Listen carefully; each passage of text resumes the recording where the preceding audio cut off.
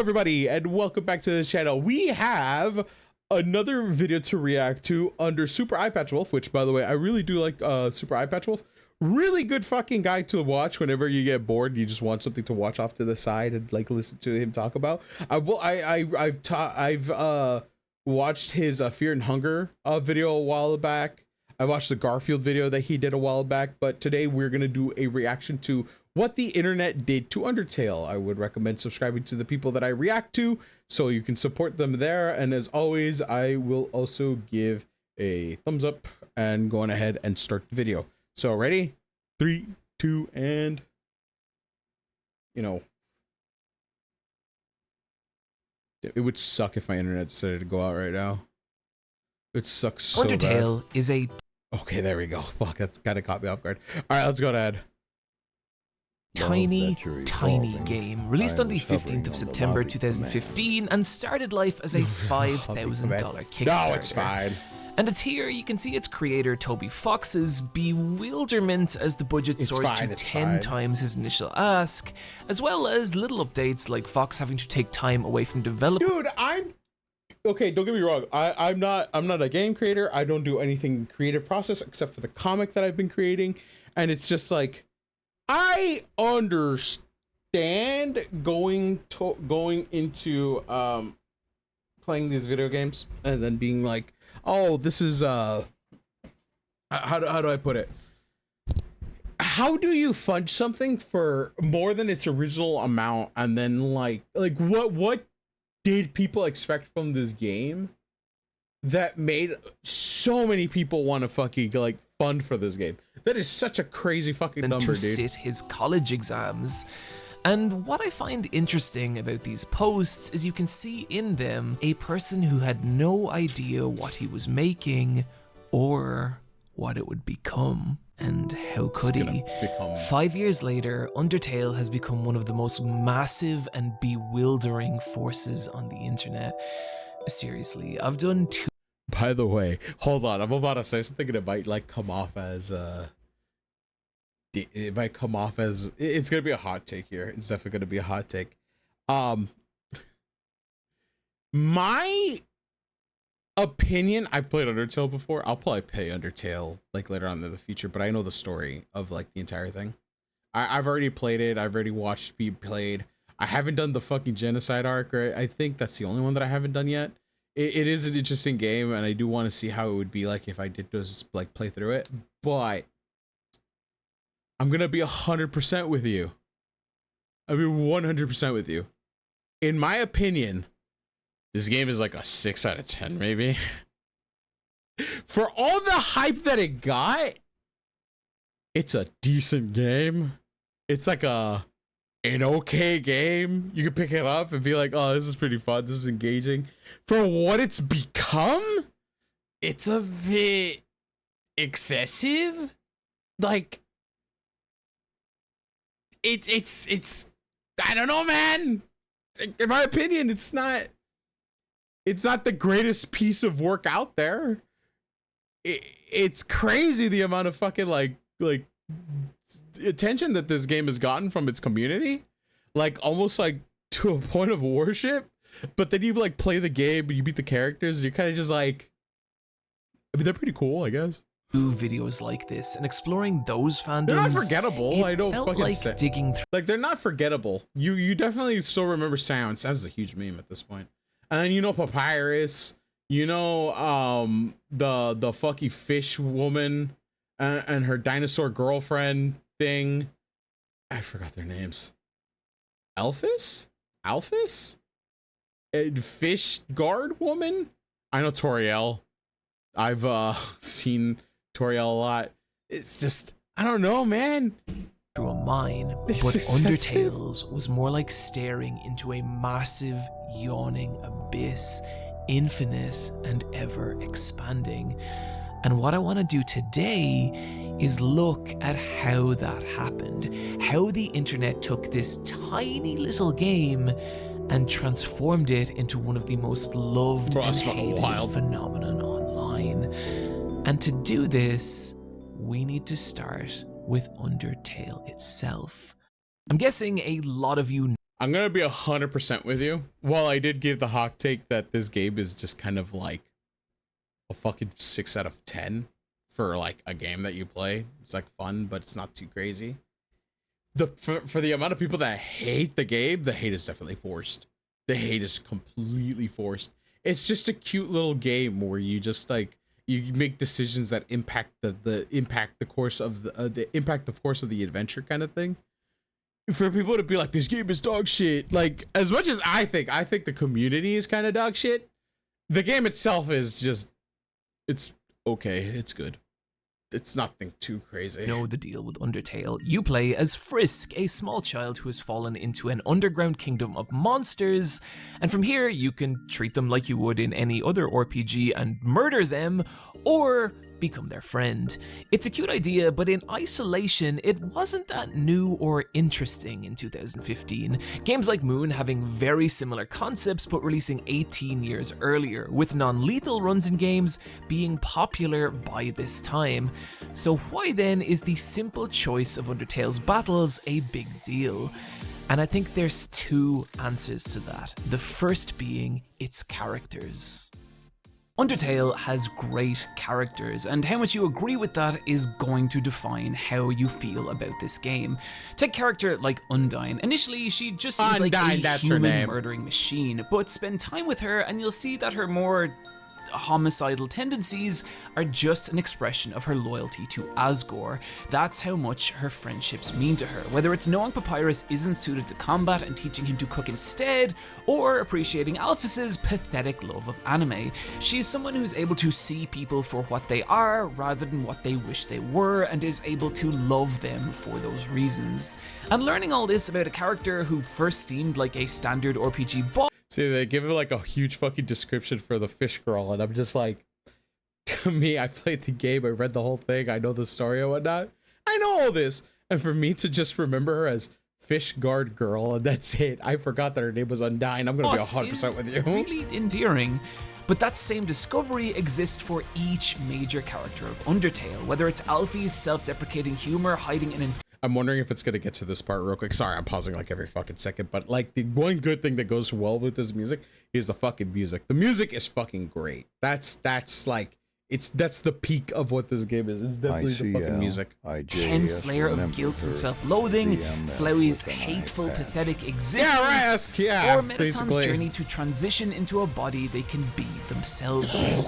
Despite the fact that a single playthrough of Undertale takes about 6 hours, you get a lot of these characters, and I think a reason for that is how subtly their personalities are communicated. Each character has a home that you can explore, full of all these little touches, like Papyrus's race car bed. As a side note, I really like the mirror in Toriel's home that just says, "It's you." What a cute little joke, and certainly not a prelude to any massive emotional. As well as each character having their own highly expressive theme music. Like take Asgore, the king of the monsters waiting for you at the end of the game, who you are constantly told is this super nice guy, but who has also murdered 6 human children, your soul being the 7th and final one he needs to break the barrier trapping his people underground. And his theme music, the reluctant but frantic Bergentrucken, captures that.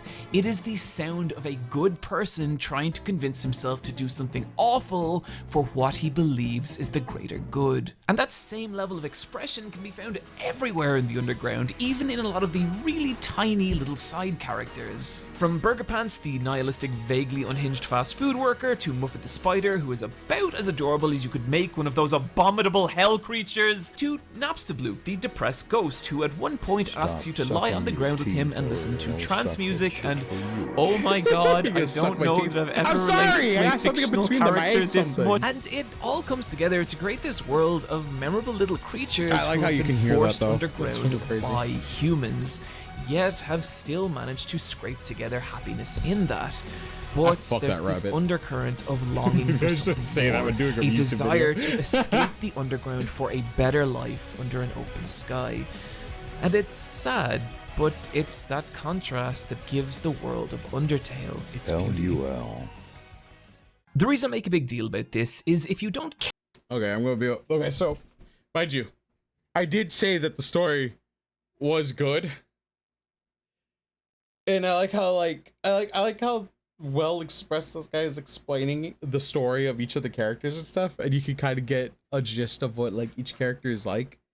Like the idea that like Alphys, I don't know if you guys have even played Undertale, but you guys know that Alphys has been experimenting on monsters to make them capable of holding in determination that comes from the heart of people to be used in a means of I think it was just to break through the barrier. I can't remember, but there was like a holy fuckload of experiments that Alphys did, which is really weird though, because it kind of contrasts. A lot of the stories kind of end in a means of like everybody is a good person, and then it kind of goes through with being like, oh my god, everybody so happy.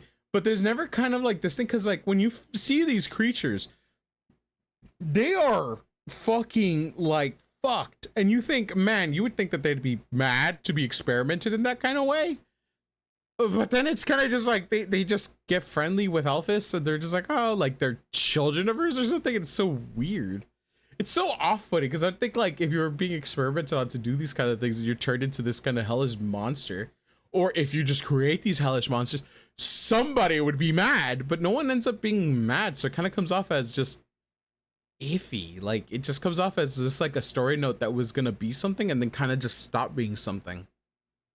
Like it's strange. Care about these characters, if you don't believe in this world, then the choices offered by Undertale's battle system, they don't mean anything. But if you do, that's where the option to kill or spare these monsters starts to carry real emotional weight. But it would still all be for nothing if the game didn't react to your decisions in a meaningful way. And Undertale is extremely reactive to the player's actions, even in some really tiny idiosyncratic ways. Like Sans being able to tell that you've reloaded your save file and are experiencing the same sequence again. But where this becomes a big deal is how Undertale reacts to your actions to shape the larger story. If you go through the entire game without killing a single monster, you'll go down the pacifist route, which means 0 level ups or stat increases, and it's difficult, but it's the only way to experience the full story of Asriel as. So, like, mind you, I played through the pacifist route. I don't think I did the genocide route. That's the only one that I didn't do. I'm not gonna lie, the genocide route is the most annoying to go through, because what you have to do is when you go into each area, you go in, fight every monster that you find until it tells you that, like, it tells you this little thing that says, and no one came by. I think the annoying part that kind of gets to me is that when you finish up and you kill every monster, you still get put into battles, right? And it becomes a drag every fucking time. You go into it and it just says, and no one came, and no one came. And you see that constantly whenever you're fucking going through it, walking across every part of the genocide route. And like the first time you see it, you kind of feel it. You're just like, oh man, dude, I must have killed every fucking monster here if no monster's gonna come by to help or anything. Like, whoa, it's so empty. But it stops doing that when you're stopped every used to it. Yeah, dude, it stops being interesting when you're constantly getting hit with, oh, another RNG moment where another battle, and now you're trying to drove through battles like in fucking Pokemon, trying to fucking go through with it, trying to finish these puzzles or whatever you're doing, and it just keeps hopping up. Like, bro, like, I get it, I killed everything, stop, I understand, like, just say it once, stop spawning these fucking random battles. They're dead. They're dead. You're already. They're constantly telling you they're ham-fisting that they're dead constantly. It's just like, what the fuck. And Toriel's son, killed by humans and now transformed into the evil, emotionless flower that tried to take your soul at the beginning of the game. The final battle with him, seeing you and all the monsters you've spared facing Asriel and making him see through pacifism that he still matters. He is still loved despite the terrible things he's done. By the way, Asgore, Asriel, and the fucking Sans themes, all 3 of them go fucking crazy. Megalovania is a really good one. Obviously, everybody's heard the memes that Hope and Dreams, I think, is Asriel's one, which is also really good. And Asgore's just fucking banks for like crazy reasons. Though I think it's kind of sad that Asgore got the shit end of the stick and still stays divorced from. I don't know. I might be tripping balls here, but I'm pretty sure Sans is cucking Asgore by fucking his ex-wife or something like that. I might be tripping. I don't know. And all the hatred he feels until finally Azrael loses the will to fight and in one final act of repentance shatters the barrier sealing the monsters underground, freeing them to pursue a new life on the surface. At the end of it, there's just a feeling that you did this. You showed these creatures a real kindness, not through any binary decision, but by consistently doing what you believed was right over what was easy.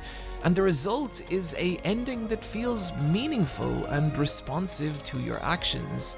A genuine statement of the power of love over violence. And fuck, I think that's... Here's another one. This is another part that I'm going to probably say. Dude, I'm stopping this. We're still at 7 minutes. We haven't gone that far, but I'm going to be honest. 100%. I'm going to say this as another hot take. All of this is being carried by its music. If you hear the music, you could feel the emotion behind the story, and it carries the story completely. The music does 100% of the work, or a huge amount of the work to continue the story, because the story, like I said, is just, it feels okay. Like the story is okay. Like I'm not here fucking shooting tears and shit, being like, oh my god, it's such a beautiful story, hands up, clap, clap, clap.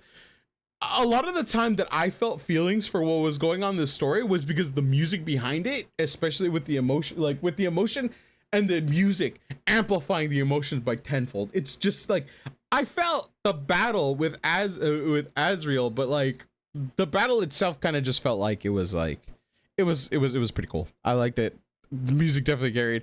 And then like the ending where you just see like everybody kind of living their lives outside of the world, where now they're kind of living with humans. I don't know if they're living with humans or what. It's been a while since I played it, but like I kind of see it and I'm just like, yeah, I didn't really feel much. I didn't feel much about it. I was just like, oh great, look, they're all living. That's great. Yay. Kind of beautiful. The music carried a lot but of it. it's also here that things get really interesting.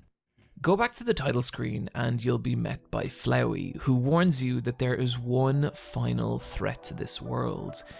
You.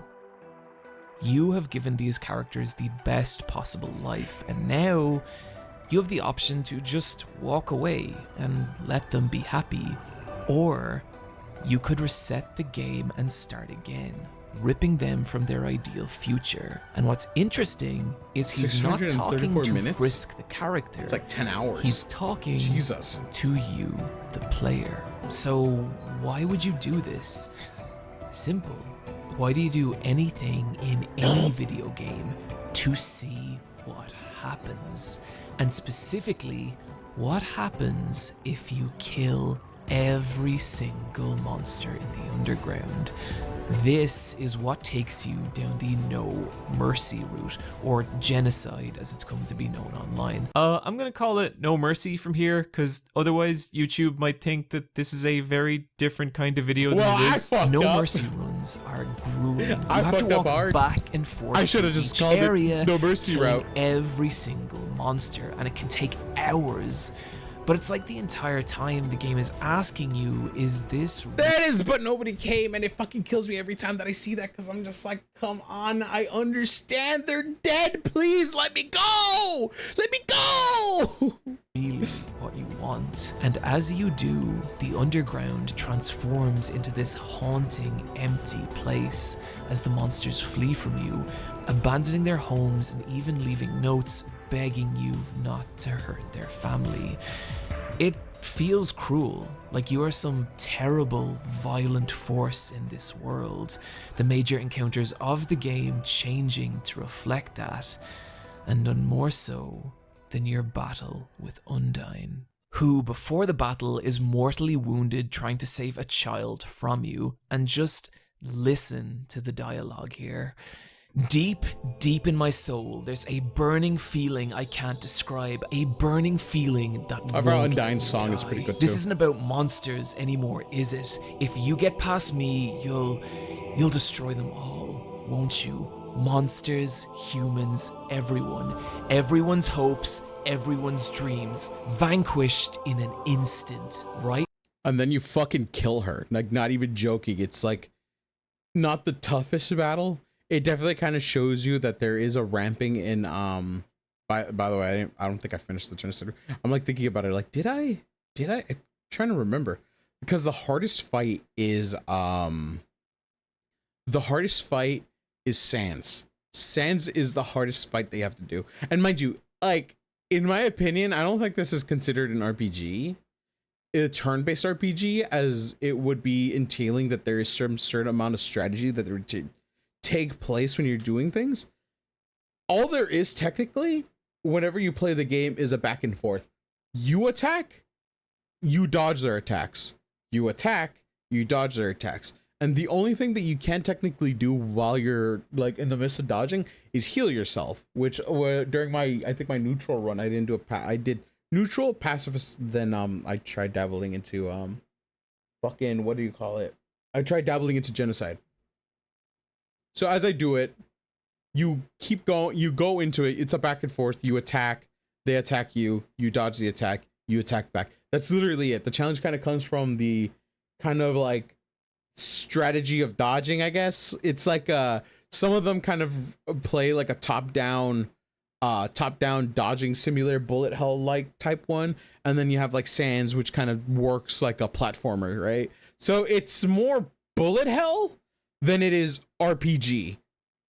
And again, this isn't like, that's my observation when I'm playing the game. This doesn't feel like they had the same strategy as because I'm not here doing tail whip, then tackle attack. I'm just attack. Oh, I get to change my armor to stronger weapon. Good, I can attack harder.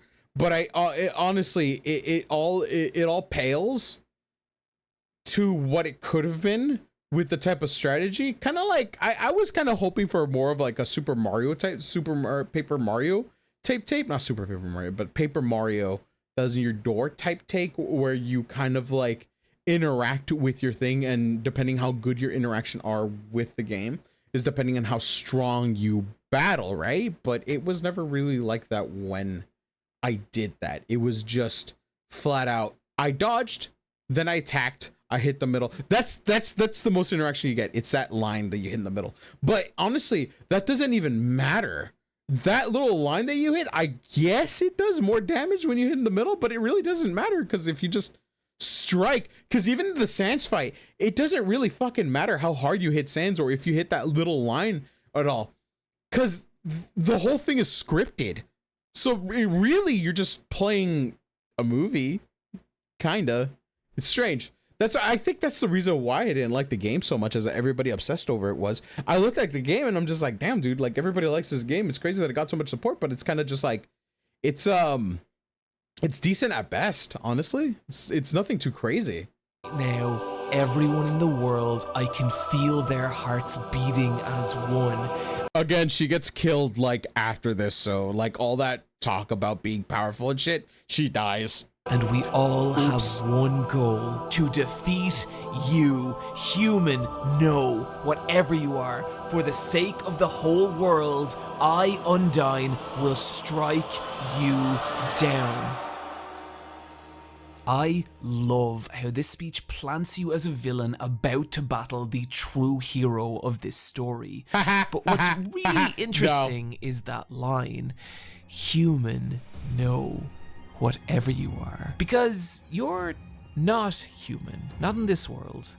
Humans cannot control time. Humans cannot come back from the dead. You're a monster. And over and over. You are not human. You're a being that exists outside this fictional reality. You are a person playing a video game. And that gives you massive power over this world and every character in it, illustrated by the battle that follows. Undyne is now dramatically more powerful and difficult than anything you faced before. But for as grueling as this fight is, give me a second. I gotta take a couple not seconds to fair, take out the model. because each time you die, you can I'm still just watching, by the way. reset, respawning at the last save point. And with each new attempt, your muscle memory strengthens as you learn the patterns of her attacks, rendering them useless. You are growing. She is not. She can defeat you an infinite number of times and it doesn't matter. You just need to kill her once and it's over. You are not two equals engaging in a fair contest. You are an actual person in the real world, using every advantage you have to defeat a fictional video game character.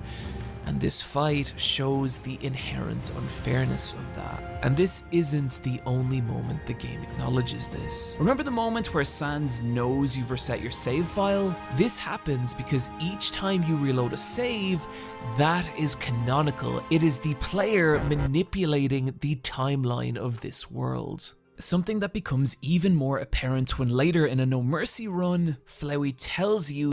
So like, that's the interesting part that they did. I forgot that actually that is the interesting part that they did for this. It's the whole idea of kind of like different dimensions or different timelines set in it, but the way that the game handles it, it isn't one direct time. It isn't split timelines. It is one direct timeline that you tamper with over and over and over again. You're the only person that goes back and forth, back and forth, back and forth, treating the player as the main character of the story. That is pretty interesting. I do like that. But at the same time, it's just like, again, it still feels like you're in a movie in this instance. And I'm not gonna lie, you get more freedom when you're doing the pacifist run than when you're doing the genocide route or the No Mercy route. Because in No Mercy, it's just about killing people. It's just about going in, getting the monsters out of the way, doing your thing, finding everybody, destroying them, finding everybody, destroying them. And all of them, there's only a couple of them where an event triggers where you kind of have to like do certain things to get to them. But a lot of them, it's just straightforward. It's not gonna lie, it's very tedious, it gets monotonous. And that's what killed me when I got bored of the genocide run. Technically, it also killed it for me in the regular run, because when I was doing the pacifist run, I was going through and I get caught up by every monster, having to dodge every monster, having to do everything that I can to kind of go through it. And there was a lot more effort put in on the fucking pacifist route than there was in the genocide route, which I kind of get. They're going for the, oh, killing people is bad kind of thing. But like, I would still like more effort into the story. Like it, yeah, the towns were dead. Yeah, people are talking about like, you know, your character being scary and they want to protect their families and whatnot, and things kind of become a little more eerie when you get to these kind of points. But like, it still feels kind of a little bit less effort than you would whenever you play the other route, you know, because you get like people to talk to and stuff. Like maybe, I don't even know how you would be able to fix that, because technically all you're doing is just going around removing people from their life support constantly, just going through and just doing that. I don't know. That's a very hard thing to think about, because that's the only thing I can think about. It's just, you're just removing it. Like it doesn't feel like there's creativity in it, I guess. I don't know. It's weird. It's weird. That he used to have the same power that you do. He used to have the ability to reset the timeline of this world. How he used it to do everything. He saved everyone, he killed everyone over and over until the people of this world to him became nothing but sets of numbers and lines of dialogue, like characters in a video game. And that power is what made Flowey so pathetic and cruel. But at this point, you're the same as he is. You've destroyed the lives of creatures much weaker than you are, just to see what happens. And that realization is chilling. But this is the strength of Undertale. It presents you with a choice through its battles, gives that choice meaning through its world and characters, and consequence in how the game reacts to your decisions. And it uses that to reach out beyond the screen and form a real connection with you, the person holding the controller, and makes a direct statement on how you choose to engage with the lives of beings in an inherently weaker position than you are. And at its best, that's a powerful personal experience, and why I think people react to this game the way they do. And oh boy, do people react. The reason I spend so much time talking about the appeal of Undertale is that whether you love it or don't, it's important to understand that this is a game that elicits a lot of emotion in people. But this created a problem. Undertale was still a small indie game. You could see the majority of its meaningful content in less than 20 hours, and from there, all that emotion had nowhere left to go. Take a character like Azriel. Go back to the beginning of the game after a pacifist run, and there he is tending to the flowers. He will not go with you, and you cannot save him. He's resigned to stay alone in the ruins forever, slowly reverting back to the soulless version of himself. And that's it. That's the end of this character. And this is where Dreamer Reborn comes in, a fan comic that reimagines this scenario, where now Frisk shares their soul with Azriel, allowing him to join his family on the surface and start a new life. And if you want to know how hungry people were for this kind of content, Dreamer Reborn was uploaded just 8 days after Undertale's release.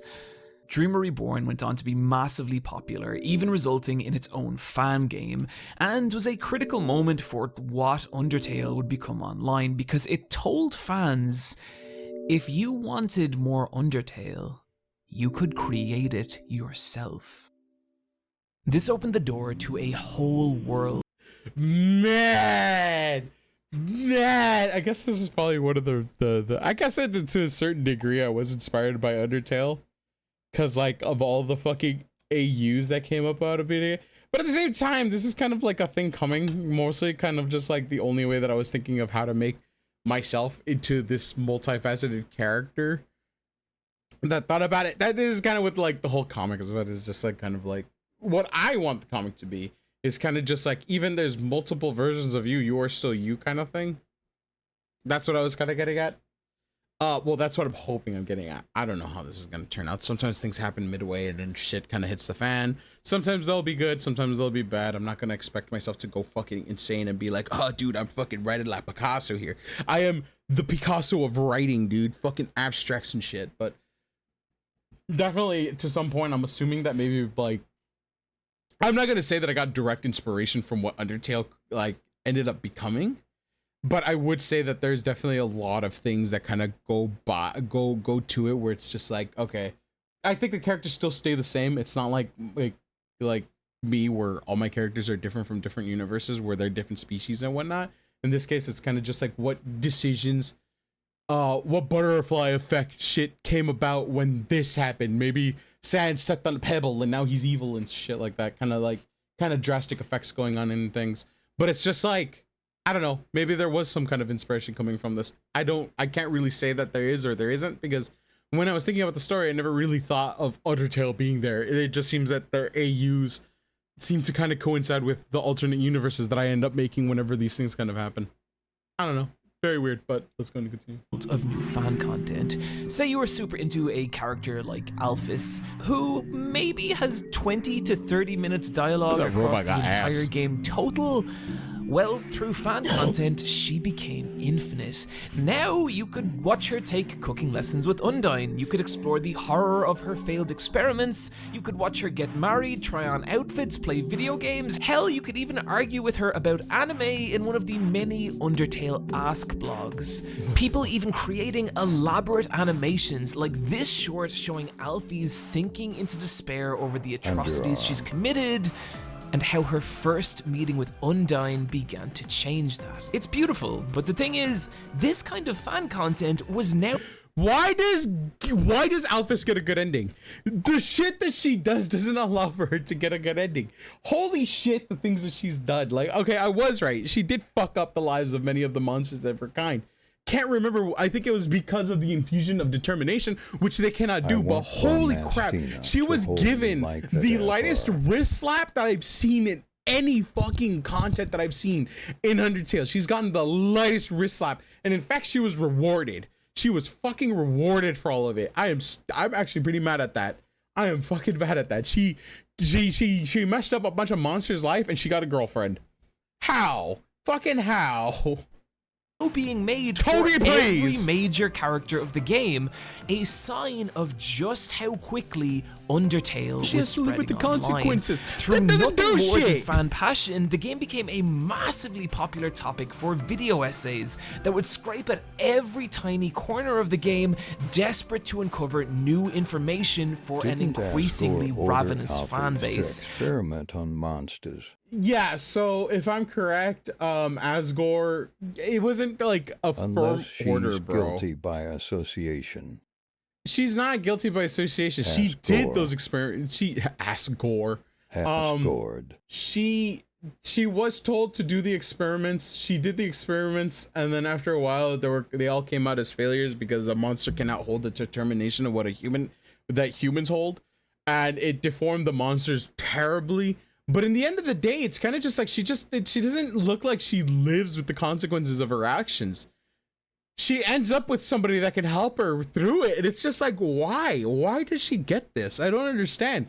Like, of all the people to even like of all the people that ended up getting an ending, hers had to have been the lightest slap on the wrist I've ever seen anybody get. Even in fucking anime, I've never seen that shit happen like that. Like, holy moly. The game even reached some of the most popular creators on the internet who would stream and let's play this niche indie RPG the game chat. We're gonna get big. Audiences of millions, leading to massive influxes of new fans.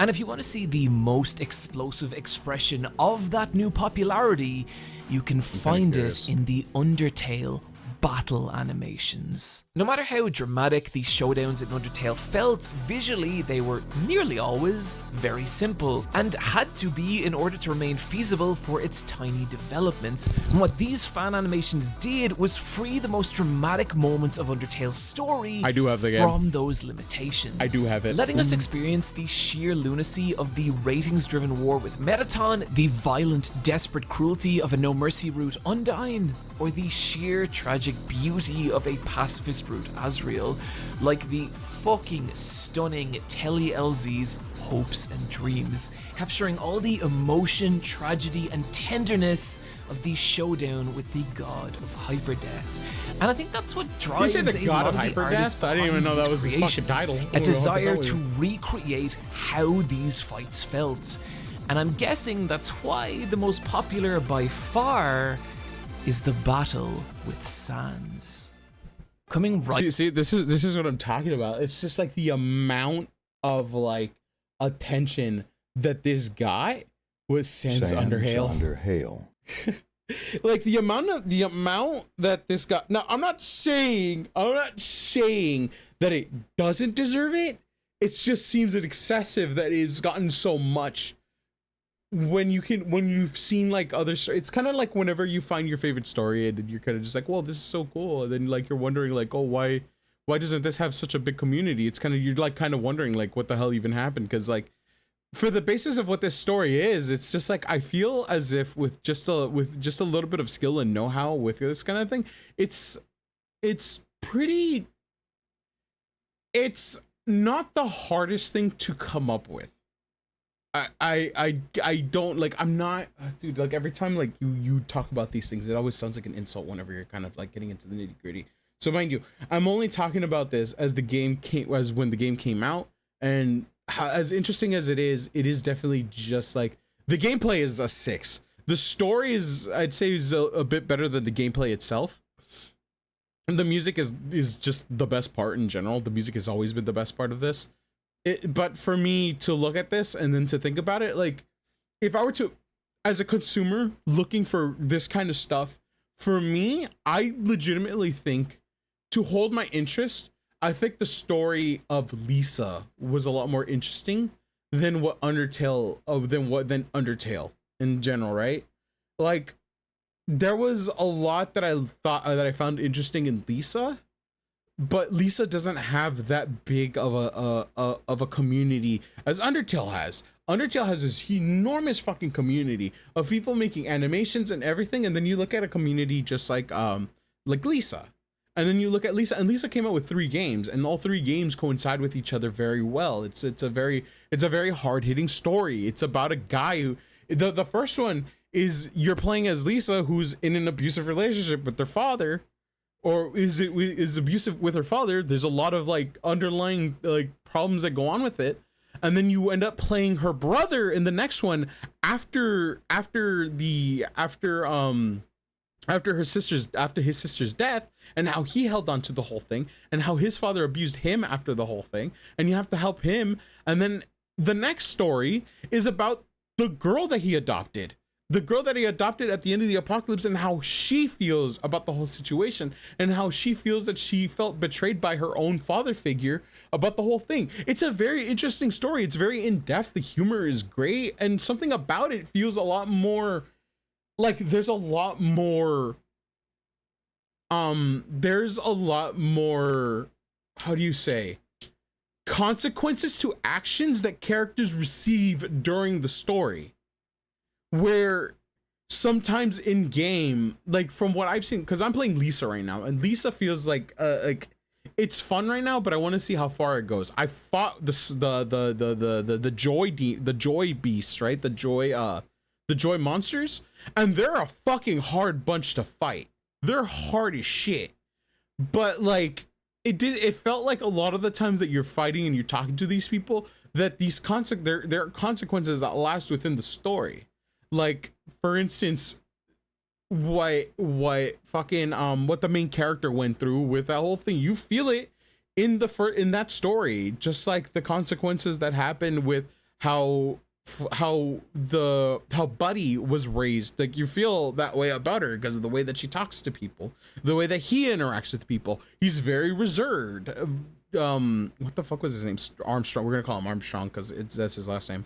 Armstrong is very reserved. He doesn't talk to people. He's very serious, and he does care about Buddy.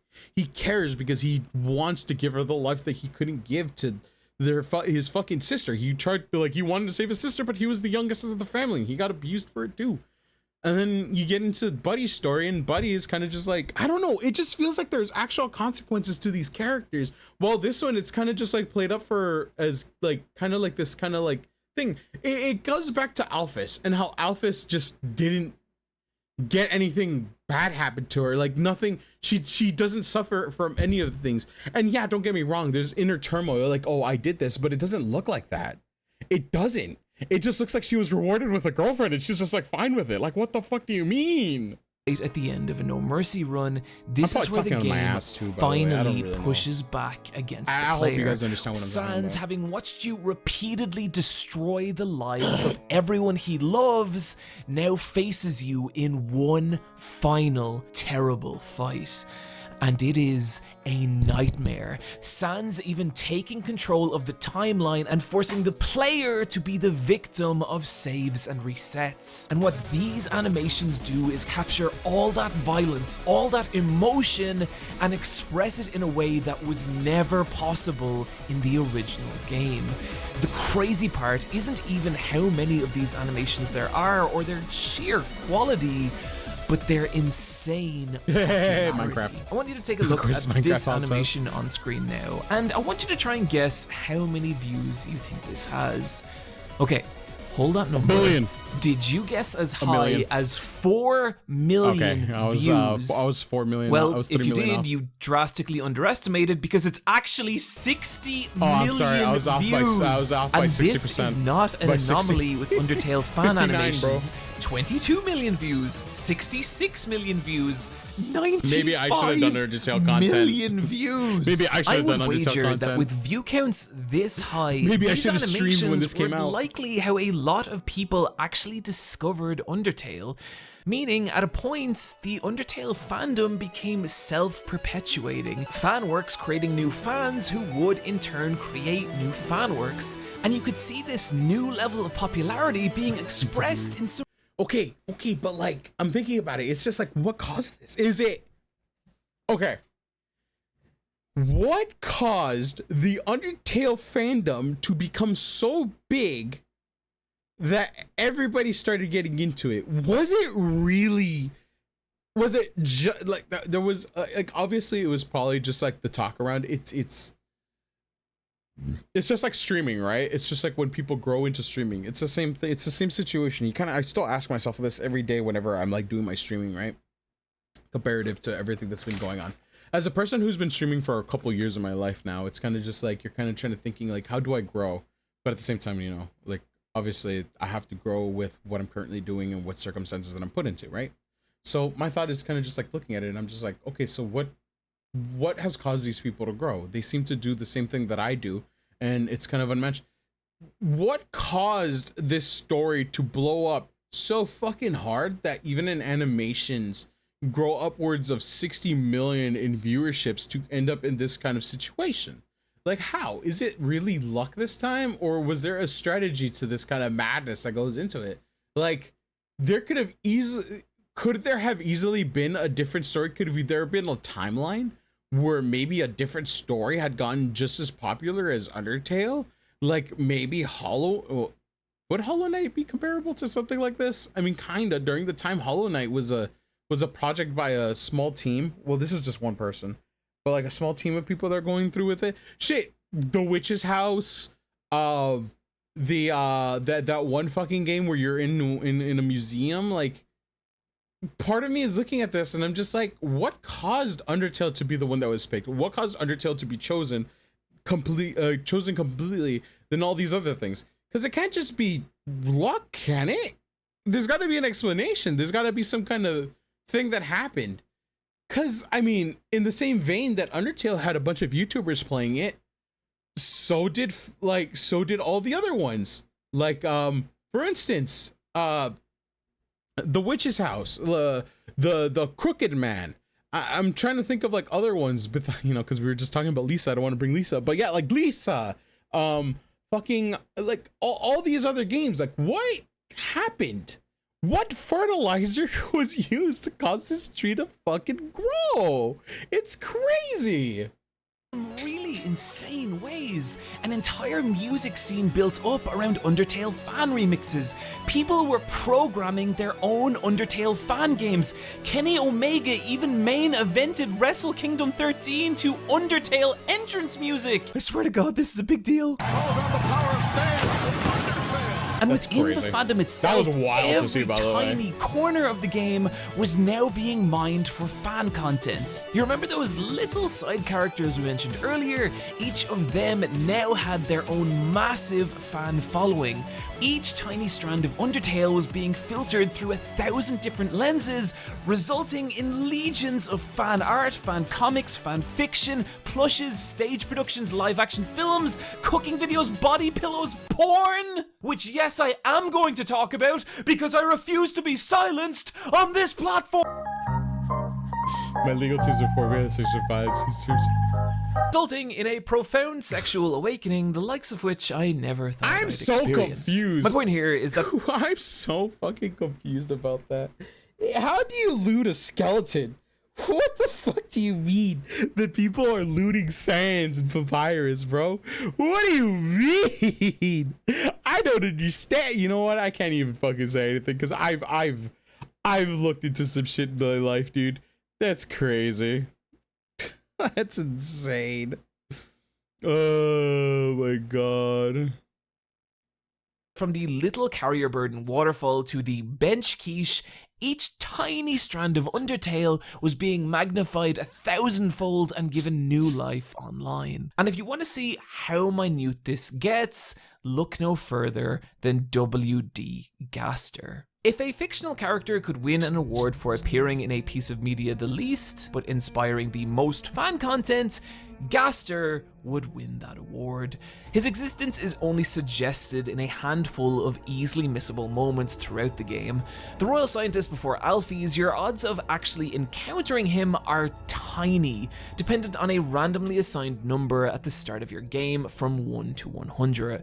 And if that number happens to be 66, a mysterious grey room appears 10% of the time, which may contain a character sprite commonly believed to be Gaster, meaning he only appears in roughly 1 out of 1,000 playthroughs, and yet he is a massively popular character in the fandom, appearing in innumerable fan comics, fan fiction, a fully playable boss battle, as well as fan animations, the most popular of which has 45 million views. He's barely in the fucking game! And if it's starting to make sense why I call Undertale's fandom an abyss...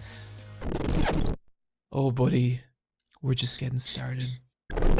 On October 17th, 2015, Tumblr user Underfella uploaded a drawing of Toriel, but rather than the kindly goat mother you encounter at the start of the game, this was a creepy distortion of that character, and something about it resonated with people, so much so that Underfella began to reimagine each character of Undertale in this more sinister light. These images running rampant throughout fan communities, with people now creating their own fan works of this fan work, creating a collective online. Do you hear what he is saying? There is fan work of fan work within fan work. That is the most insane thing to think about. Something has gotten so popular that it within itself has created like minor pockets of like other fandoms. I've met people who've talked about this. I just saw the fucking grill bees and stuff. I've met people who talk about this incessantly, completely talking about like the fandom within the fandom doing this kind of work and stuff, and it is insane. Like, I'm not saying, like, when I said that this is a huge, like, when I said this is an overreaction to a game that is basic at best, that is a 6 out of 10, I mean that it seems like this is an overreaction to a game that is a 6 at best. I'm not joking when I say this. It is crazy. A fandom within a fandom within a fandom. This is fucking crazy.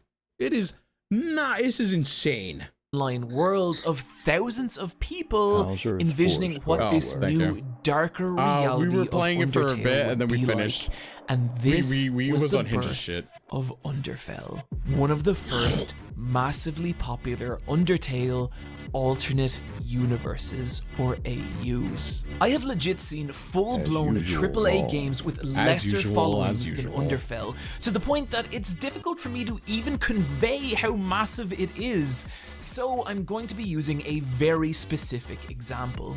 This is what happens when I type Underfell Remix into YouTube, and just look at all the results. These are all soundtracks for a game that does not exist.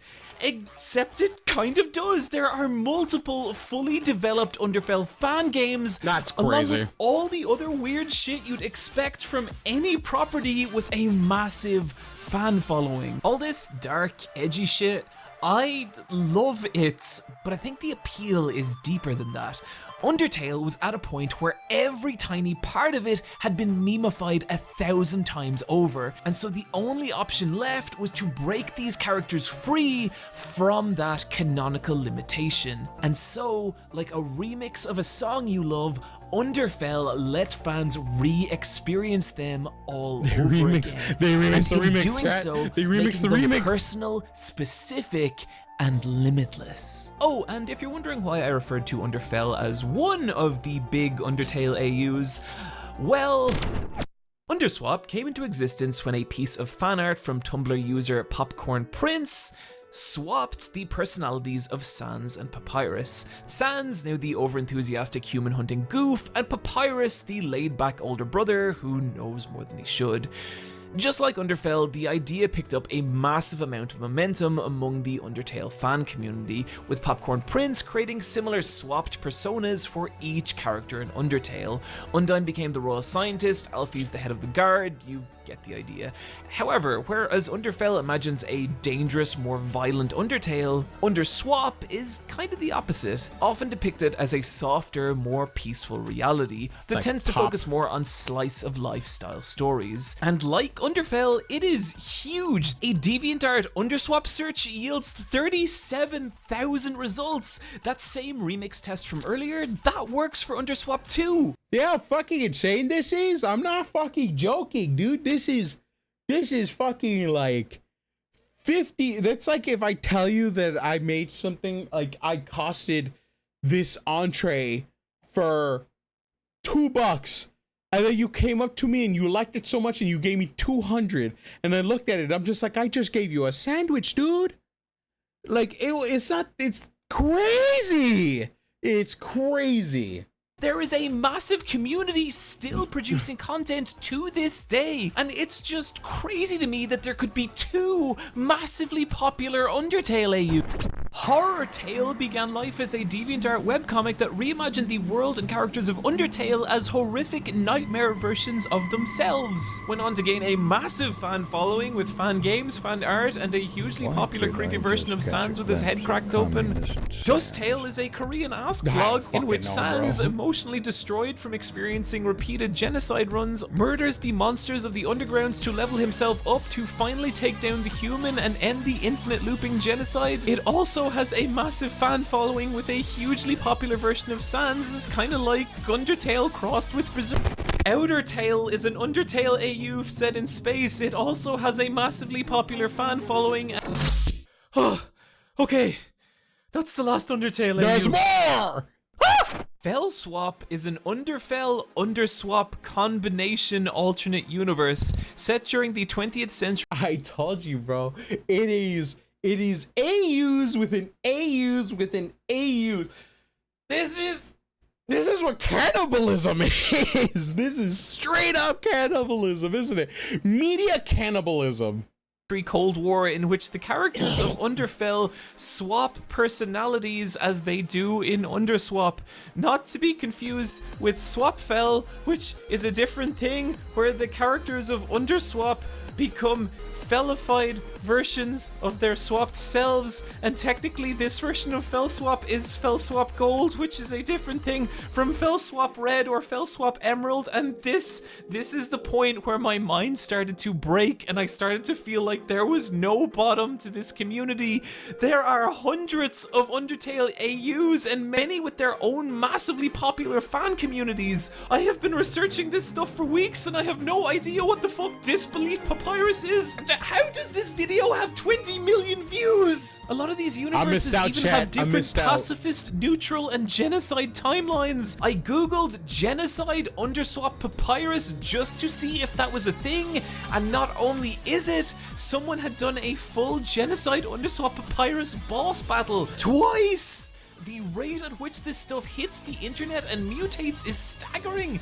Like, take Fresh Sans, another massively popular Sans AU character, but then one day someone was like, what if Fresh Sans existed in Underfell, leading to Unfresh Sans, which in turn led to someone being like, what if Unfresh Sans was a person, leading to human Unfresh Sans? This is a fan character of a fan character of a fan character of an original creator. Can I say that is this the definition of media cannibalism? Past due sans, so true. Is this what it means to cannibalize media for too long? Is this what it is? Is this what it is? I have to ask. Is this what it means to cannibalize a media so hard that you just end up like it? This is media cannibalism. I really think that this is. Because you're ingesting the same thing over and over and over. Not plagiarism. I wouldn't say it's plagiarism. It's like remixing music in a way, you know? DK, that word is a far stretch. I think plagiarism isn't it? But I definitely do think this is a form of media cannibalism. I really do think so.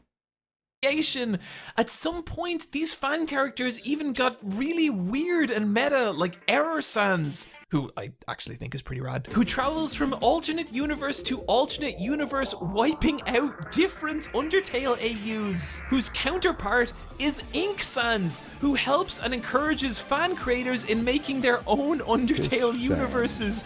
These are also both massively popular fan characters with their own communities. And if you want to get really insane, what if everything we just talked about, what if it all existed in one massive meta universe?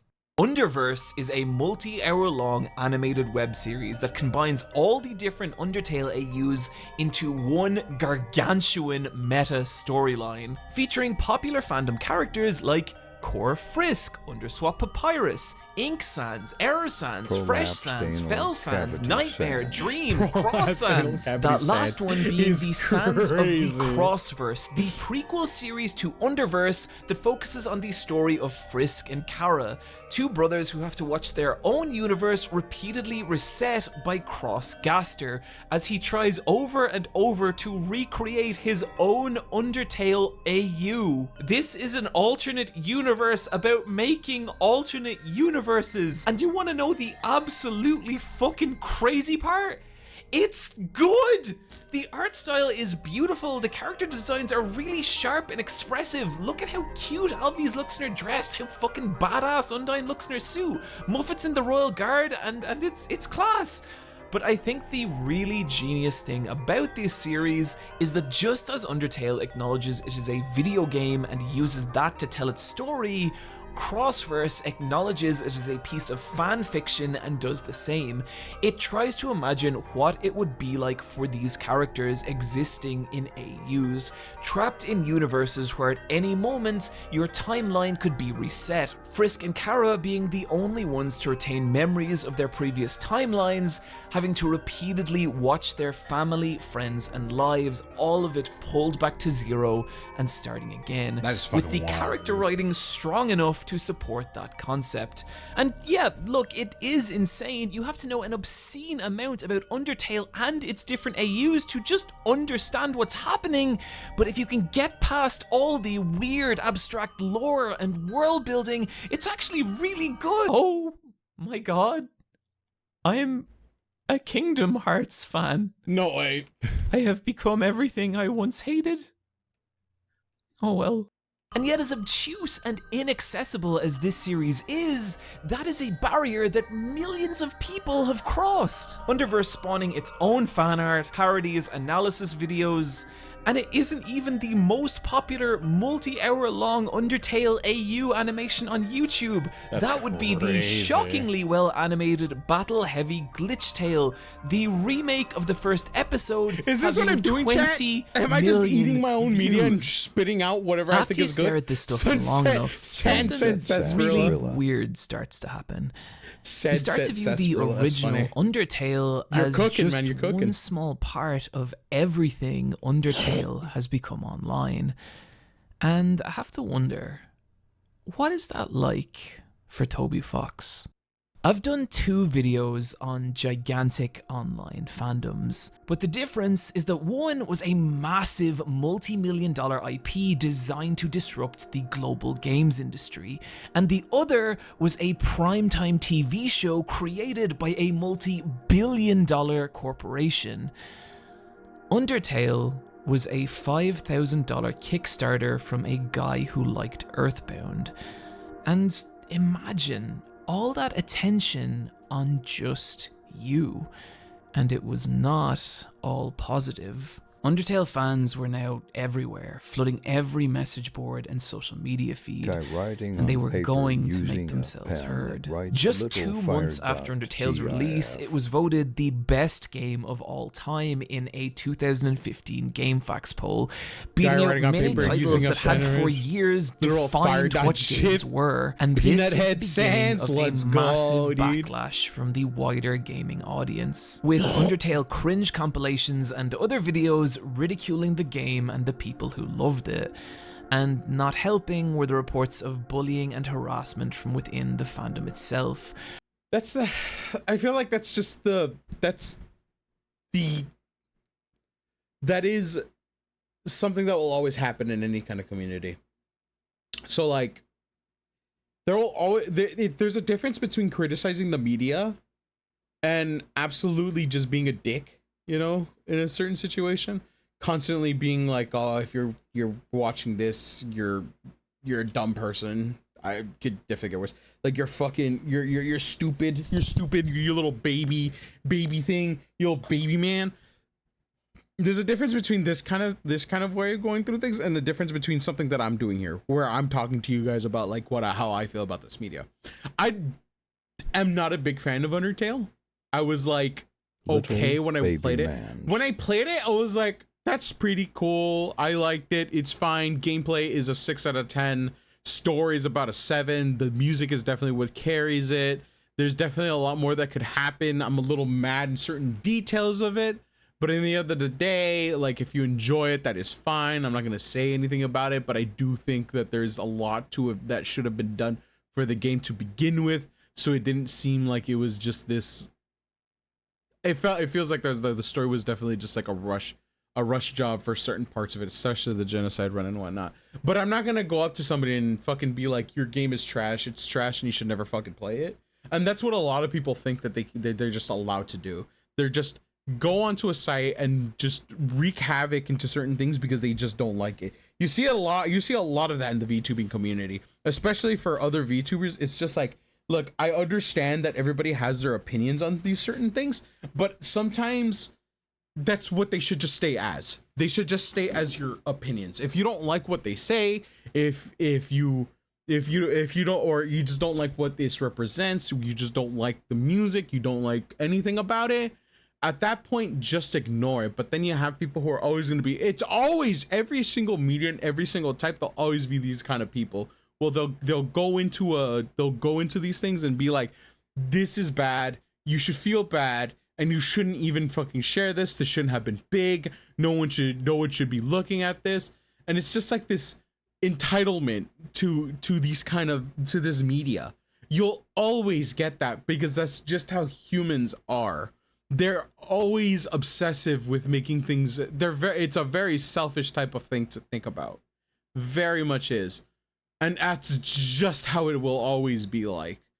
These people will always exist, and sometimes it's kind of just like it'll always be a small percentage of people that'll do it, but the larger the fan base, a higher amount of people that will find this and do that and wreak havoc in it without it just leaving it alone, without it doing things like that. Like I was that kind of person, dude. I would always want to fucking rage bait these kind of people and be like, oh, your fandom fucking sucks, it's for babies and whatnot. But like in the end of the day, and they never really bothered me.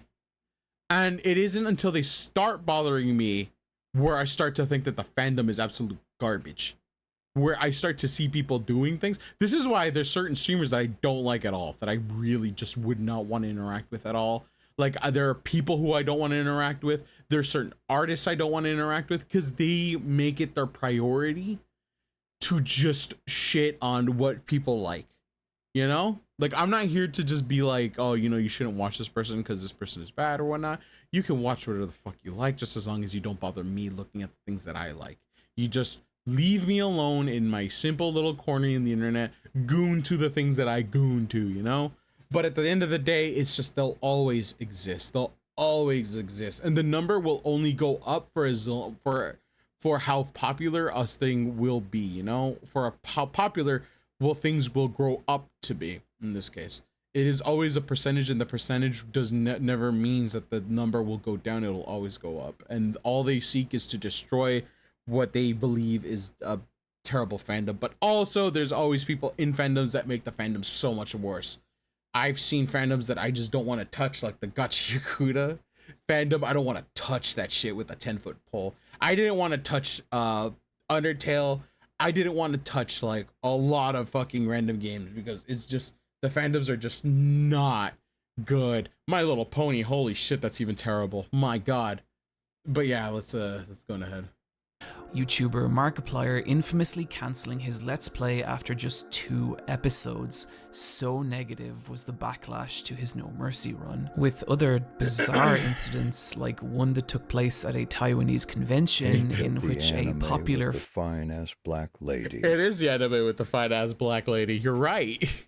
fan artist was injured after she was given a cookie with a needle baked into it. You're gonna find stories like this from any community that grows large enough, but this was the level that this niche indie RPG had now reached. It's not And niche if you want an idea anymore. of how intense that might have been, both the creators of Underfell and Underswap deleted their original blogs. And just imagine what it's like So when true. even the people making things from the thing you made are unable to withstand that massive online feedback. In the years that follow, Fox would become notoriously shy to interviews and public appearances, speaking about his experience in his blog post, Retrospective on Undertale's popularity. Not only did I not expect this level of popularity, but initially I was afraid of it. I even tried to contact certain Let's Players to tell them not to make any content about it. Like a thunderclap to a small dog, all this attention stressed me out. I wished I had a way to quell the attention. I felt a strange powerlessness. But the line that really chills me from Fox is when he gave in a 2017 interview with Edge magazine, where he stated, "My life has changed permanently and will never change back." And I gotta say, I get that.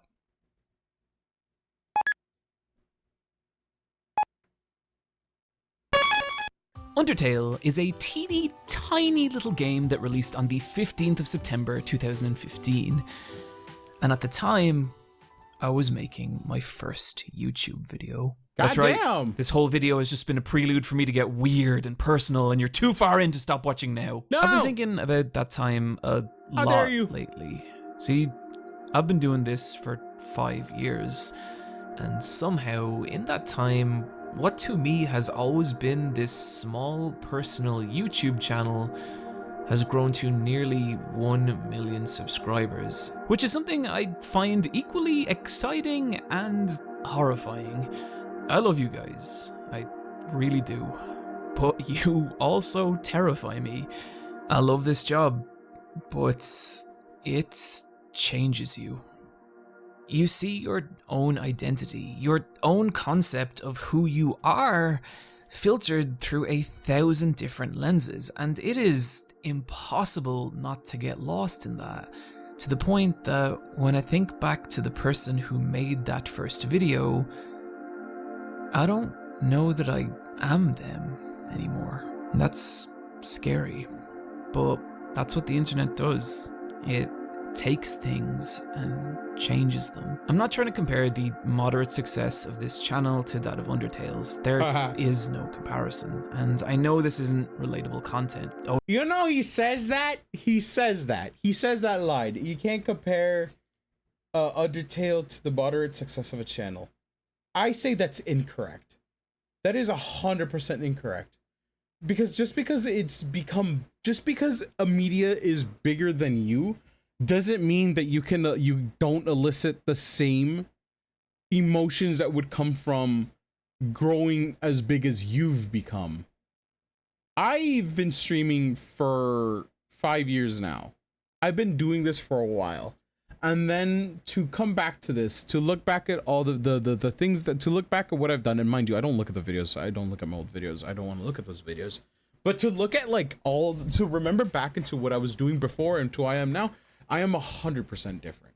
I am completely different to what success that I've had already. Some for good, some for bad. It's all a bunch of chocolates. I could still compare myself to something like Undertale because I never thought that I'd ever being with 2,000 followers or 100 subs on my YouTube channel. I never thought that I'd get to this point, but I did. And it's weird to look back onto it and I'm like, am I the same person I was before? And I would like to say that I am, but just like how the philosophy of the Odysseus' ship or something like that. I forgot what the name of the thing is. How when you change every single little plank of the ship, does it stay the same ship? It kind of feels the same way here. It's just like, yeah, I have some people that I've seen from the past, but they're definitely going to tell me that I've changed. I know that I've changed. And obviously, I'm not Undertale huge, but it definitely is. I am definitely changed from what I was before to what I am now. I am not going to be able to go back to what I was. I'm not going to be able to go back to it. I am always going to remain this changed human being along with what has been going on. Same with him, same with Undertale, same with everything. It just happens. And doesn't matter how big you are, it doesn't matter how small you are, things will change. You will no longer be the same. It'll always be like that. That is just how life works. Even with popularity or with anything, that is just how it is. It'll remain different, especially when you go into the internet. Things will change you, no matter how small, no matter how big. It is just how life is. So let's go on ahead and continue. No, I have too many fans on the internet. I get it. But I have to believe the emotion behind it is universal. The feeling of looking back 5 years ago and asking, wow, what happened to that person? And I think that's why it hits so hard when right at the end of Undertale, you walk up to that mirror and it says, despite everything, it's still you. That no matter how much you change or your world changes around you, through all the beautiful and terrifying things that will happen, there will always be some part that is undeniably, infinitely you. And that is fucking beautiful. Undertale is a game that creates a lot of emotion, and all the internet did was give that emotion a conduit, letting it spread across countless fan art, let's plays, Twitch streams, and innumerable other pieces of fan media. And Undertale's still the same game it was 5 years ago. It's still a tiny indie RPG. That rabbit right there, fucking it's fine just ass fucking also rabbit. What the fuck? one of the biggest games on the planet. The internet, I just saw it. social I'm just media, like, damn. and fan culture have just evolved to the point that both those things can be true at the same time. A duality that even 10 years ago wouldn't have been possible. And that comes with a lot of weird stuff. But it also means people across the world get to experience things they never otherwise would have. And with Undertale, and hell, this too, I'm really glad that that happened.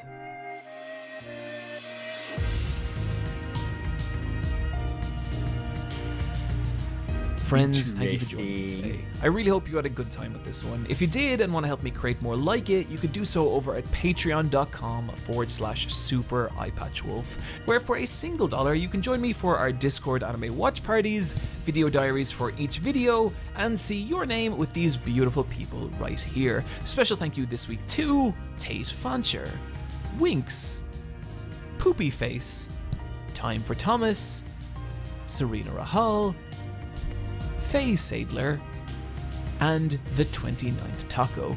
As ever, you can find me hosting the Let's Fight a Boss video game podcast or on Twitter at eyepatchwolf. Friends, take care of yourselves, and I'll see you next year. That was hold on, let me see. I gotta remember it. What the internet did to Undertale. Interesting video. I did enjoy it. It did have a lot. It was a video that came out like 5 years ago. I remember watching it a while ago. I do remember watching it a while ago and then seeing kind of like being like, oh yeah, no, I could understand. While Undertale is a work of art, it definitely does deserve its place in like what it's become. Though, even though I may say that it is excessive to what it's become, it is still there to be a game that is still a work of art. All works of art have no work of art is perfect. That's how it is. Do I consider it a masterpiece? No, no, not at all. It is not a masterpiece to me. There is good storytelling on it. There is definitely good storytelling on it. There's definitely its mistakes. It is good gameplay. It is not the best gameplay. It all in general, all encompassing, it is a good game, but it's not my perfect game. It is definitely, like I still have said, game is a 6 out of 10. The story is a 7 out of 10. And overall, the music is definitely like a fucking 9 out of 10. It is the best in most gaming titles that I've ever heard of. It is just great. But it in general does elicit great emotions. And I'm not gonna lie, I every once in a while it does get a tear out of me whenever I hear the songs themselves, because they just have a really great emotional response to what they're doing. But Undertale is a good game. I'm just not saying it's the greatest game. And it's interesting to what the internet did with it. It's definitely interesting between the adult work that has come out from it, as well as the regular work that has come out from it. It is definitely an interesting watch to look through all of it and be like, oh yeah, so this is what happened and whatnot. But yeah, that was what the internet did to Undertale by Super Eye Patch Wolf. I would recommend, if you want to watch more Super Eye Patch Wolf, I would recommend subscribing to them. And if you'd like to, you can subscribe to me and you'll see more of me reacting to videos as well as playing games on my side. I don't really have anything certain that I always do. But thank you very much for coming by. I really do appreciate it. Like and subscribe if you'd like to, and I'll be sure to put out more videos more often as I normally do, and hopefully you guys enjoy that. Make sure you guys take care of yourselves. I'll see you guys next time. Mwah. Love you all. Bye everybody. Bye everybody.